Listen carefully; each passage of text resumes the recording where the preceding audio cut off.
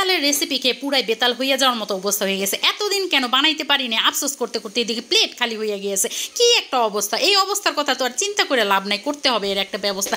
আর সেজন্য নিয়ে নিয়েছে 1 কাপ পরিমাণ চালের গুঁড়ি আর হাফ কাপ পরিমাণ ময়দা আর সামান্য লবণ দিয়ে খুব সুন্দর করে মাখোজাকো করে নিয়েছে। এরপর দিয়ে দিলাম 1 কাপ পরিমাণ ঘন জাল দেয়া তালের শাঁস, আর সেটার সাথে পরিমাণ মতো পানি দিয়ে প্রথমে একটা ঘন ডো বানিয়ে সেটাকে মতামতি থাপড়াথাপড়ি করে খুব সুন্দর করে একটা ডো বানিয়ে নিতে হবে।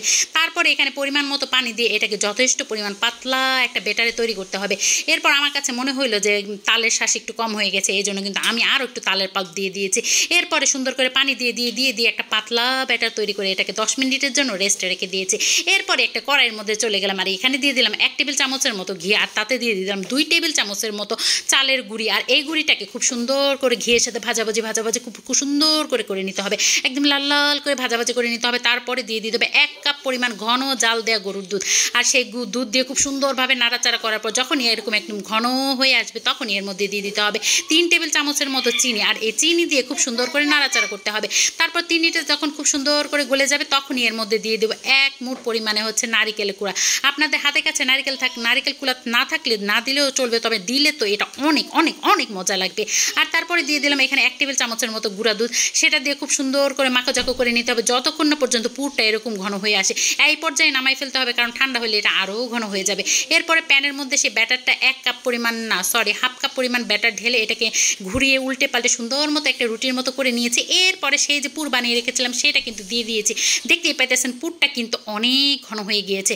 পরে খুন্তির সাহায্যে কিন্তু এই পাটিসাপটা পিঠাটা বানিয়ে নিতে হবে। আমরা তো সবাই পাটিসাপটা পিঠা বানাইতে পারি, সেই রকম করে সুন্দর করে ভাজ দিয়ে নিতে হবে। এটা কিন্তু হচ্ছে গিয়ে কড়াইতে একটু চিপকে যাবে। কি জন্য চিপকে যাবে? কারণ এটার মধ্যে তাল দেওয়া আছে, এই জন্য একটু চিপকে যেতে পারে, কিন্তু কোনো সমস্যা নেই, এটা কিন্তু ছিঁড়ে যাওয়ার কোনো ভয় নেই।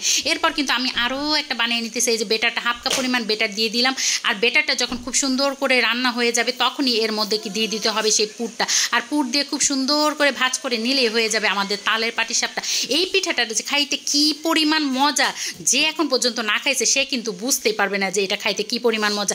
আপনারা আরও একটা কাজ করতে পারেন, এটা ভাজ দেওয়ার পর এর উপরে নিচে একটু করে ঘি দিয়ে এটাকে আর একটু ভাজাভাজি করে নিতে পারেন। এটাও কিন্তু খুব খুব খুব সুন্দর একটা ফ্লেভার আসে, একদম শাহি একটা ফ্লেভার আসে। এটা খাইতে কিন্তু খুবই মজা।